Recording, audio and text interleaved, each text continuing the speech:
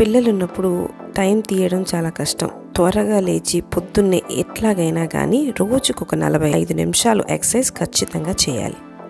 ప్రతి పేషెంట్కి ఎక్సర్సైజ్ చేయాలని చెప్తాను, ఎస్పెషల్లీ లేడీస్కి. కాబట్టి నేను ఖచ్చితంగా చేస్తేనే కదా చెప్పగలిగేది.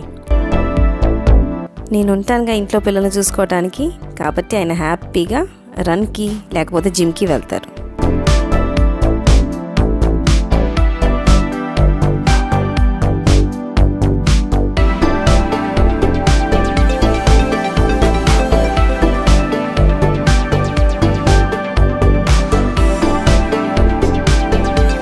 రోజుకు 12 గంటలు ఓపీలో కూర్చుంటాను. 1 గంట ఎక్సర్సైజెస్ అనేది ఖచ్చితంగా చేస్తాను.